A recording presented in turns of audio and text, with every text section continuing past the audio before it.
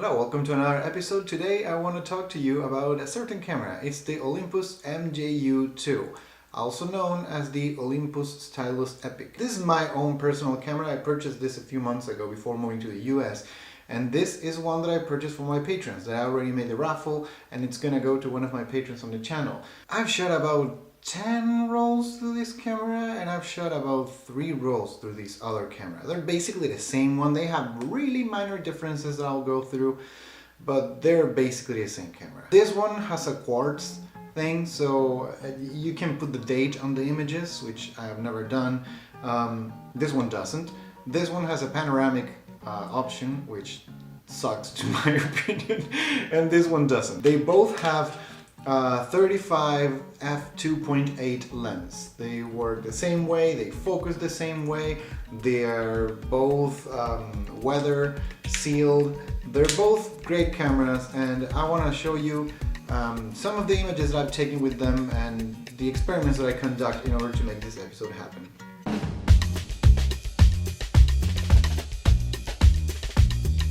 So I use this camera to take some images from my neighbor Ilan. He's a really friendly guy, he's studying acting, and I offered him if he wanted to get some pictures taken, and he said yes, and that was great for me because I really needed a subject, because I wanted to try to see how to use this camera. Now, what do I mean by how to use this camera? This is basically a point and shoot camera. Like, you open it and you take a picture, and that's basically it. There's nothing magical about it, it's super simple.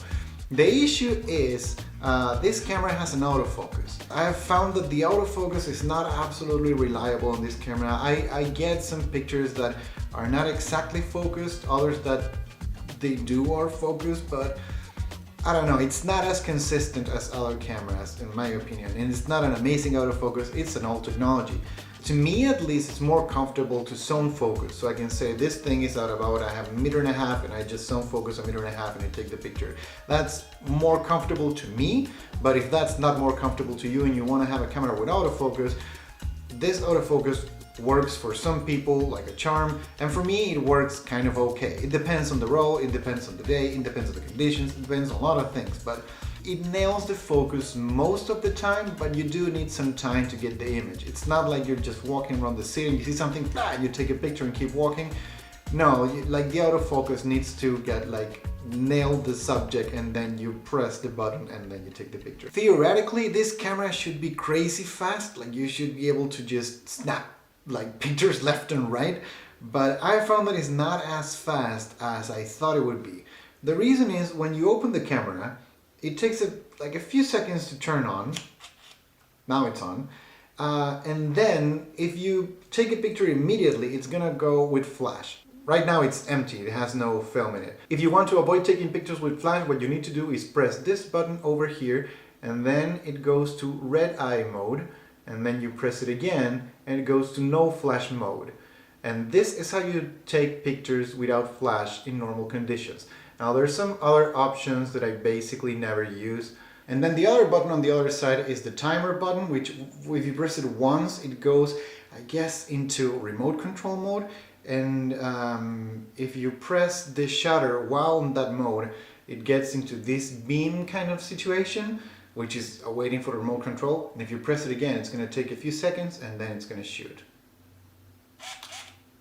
That's it. Well, you can also, which is the other thing that I was saying at the beginning, you can put it on panoramic mode. Panoramic mode is done here by flipping this switch, and now you're shooting panoramic. What does panoramic mean, would you ask? Well, I can show you. Panoramic just means that, are you ready for this technology? Alright, here we go. This is panoramic mode. Amazing. Do you see this? You're basically adding a mask over here, so your image now looks panoramic, but in reality you're just adding some black bars on the top and bottom of the image.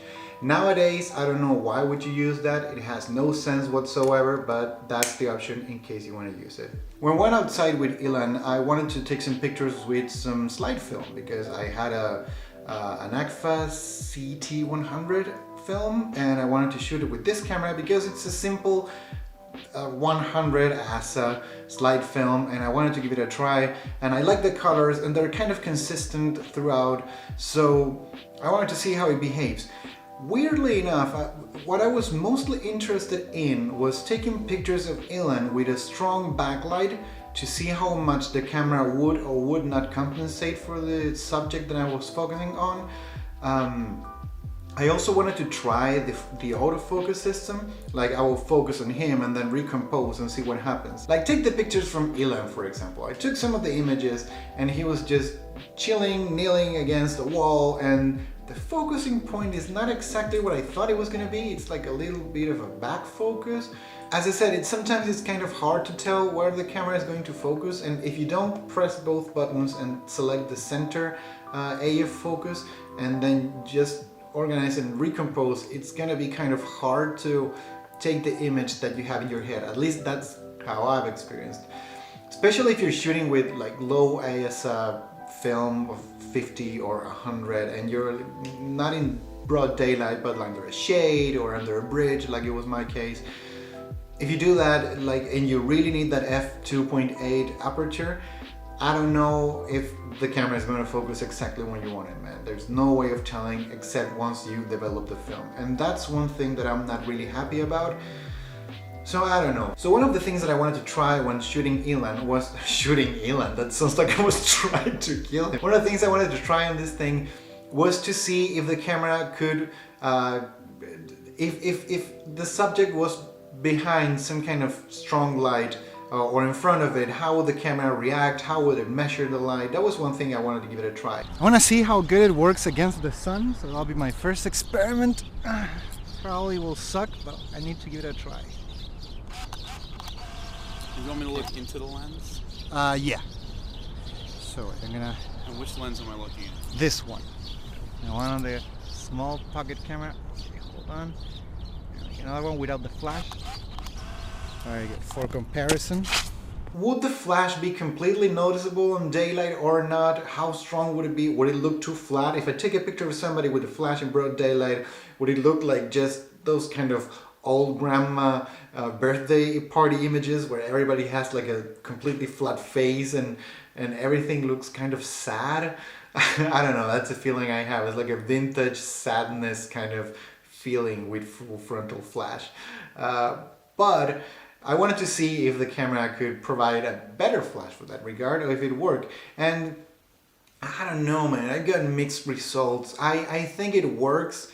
The flash in daylight works, but it wouldn't be my choice. I much rather use natural light. So the fact that the camera by default goes into flash mode, I think it's not a good decision. I asked my friend Alex Finat to give me his review of this camera. Alex is a friend who has this camera and has used it extensively. It's like his main go-to camera. He likes it a lot. And I asked him like his opinion about it and also how to use the autofocus. And he told me basically what most people know, but I had no idea, which is how to use the autofocus in a spot meter. There is an arrow in the center of the viewfinder, and that arrow is the main focusing point. And you can make it so the camera only uses that autofocus point, because it's supposed to have 3 focusing points, like in the center and on the sides. But if you use only the center, you can focus with the center and recompose, which I wasn't doing that. In order to make that happen, you press the 2 buttons here, the one for the flash and the one for the timer. And if you press it at the same time, which is kind of fiddly, but you can make it, then you enter into spot mode. And then you can take pictures and just focus on the center and then recompose. And by focusing the center, you half press the shutter and then you recompose and take the picture. And that's basically it. You just press it 2 times again and you're out of the kind of spot focusing and you're into the main autofocusing thing again. There's one thing that I really don't like, and it's that every time you close the camera and you open it back again, it resets the menu. So if you put it on no flash and you're taking pictures without the flash, and then you close the camera and you walk around and it's like, oh, there's something interesting, and you open it back, you're gonna go to a flash mode. Every time you open the camera, it goes into flash mode. You open it and the flash is there and it's waiting for you to take the picture, and it says nothing. It's just automatically on flash mode. It says no flash, nothing.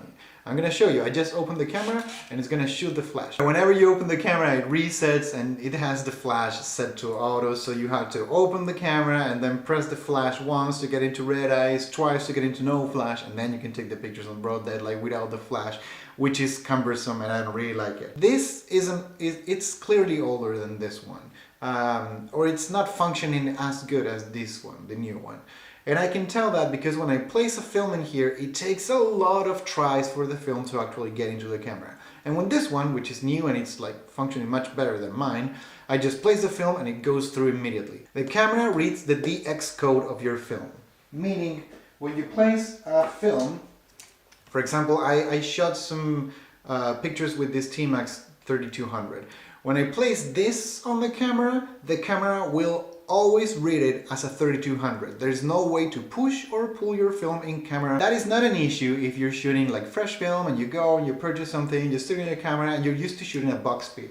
But it is an issue if you're like me and you bulk load.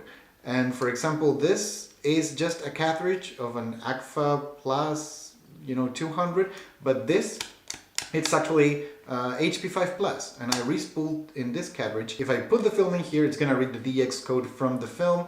That is the DX code, and the camera is gonna select the ISO, and there's nothing I can do. It's fully automatic. It's gonna select the ISO, it's gonna select the shutter speed, it's gonna select the aperture. There's nothing you can do. The most you can do is just compose and just try to adjust the focusing point, and that's basically it. Nowadays there's like a niche of people saying like this is the best compact, you should get this camera, the lens quality. And one thing I was talking with my friend Alex, which is, it's not trivial. I think the images are good and the quality is quite good, but there's a lot of hype about it anyway. That's how I see it. If you're thinking of getting this camera, it's a good idea to see some scans of the images that this camera takes in like big formats. I'm not sure you'll see like how crisp and sharp the image is. Like I don't know, man. I don't find it that amazing. I think it's a fun camera. It's a cool camera to have if you just want to have something in your pocket and go around and have it with you all day without even noticing it. That's a great camera. It's a little bit smaller than my Lomo LCA. The Olympus is just like that, but like a little bit smaller. I found that like for going out on the streets and take pictures of strangers and just capturing the moment, I wouldn't go for this one. Because of the autofocus and because it also sounds like it makes this intense like chick sound, if you can hear it. Like here's how it sounds. That's the sound. And then it whines. I don't have film right now, but it sounds. Why am I imitating the camera? That's so cringy. And it's kind of distracting. Everybody can hear it. Like, I mean, if you're in the subway, probably they won't hear it. But if you're on the street being normal and just walking around, you can certainly hear that kind of mechanical, weird 90s click from a point and shoot. This camera is fun. There's a lot of people who love it. These cameras are really overpriced right now. You're paying basically for the f2.8 lens and the Legacy and everybody claiming that it's an amazing camera. Do I like it? Yeah, it's not a camera that I would use all the time. If you're looking for a point and shoot that it's simple and you just want to have fun and you shoot most than anything, you should film once you get it out of the box and you use it and you're not bulk loading or you're not doing anything weird, then this camera is good for you. If you bulk load, if you like not shooting with flash, if you don't need autofocus, or if you really want to make sure that you know where the focusing system is or how it's operating, or you want to control the focusing, this camera is not for you. I would not recommend it if those are your choices. So since those are my choices, I'm not using it. So in the end, that's the whole thing. It depends on what you want to do and what your goal with this camera is and what are you going to use it for. So that's all I have to say about this camera. I hope you enjoyed this episode. It was more a review than anything, but I thought that was the most honest way of telling you my thoughts about this camera, what I think about it, if I like it or not, the good side, the bad side, the pros, cons, blah blah blah. I hope you enjoyed it. And that's it. I hope you had an amazing week. I'm gonna see you in a week or two because, man, right now I'm writing the papers for my final exams and I'm studying like crazy. In case you don't know, I'm getting a PhD in Colombia, so the semester is getting the best of me and I'm super stressed out, and I found like I have a spring break, a week of spring break in which I'm not taking any kind of break because I'm basically reading all day, and I'm using the only free time that I have to make this video. So I hope you enjoy this content. I'm gonna come back in a week or two, probably 2 weeks, when I have a little bit more time and shoot another episode. So until then, I hope you have everything going well for you, and I'll see you. And that's it. Thanks a lot for sticking by, and yeah, keep shooting, guys.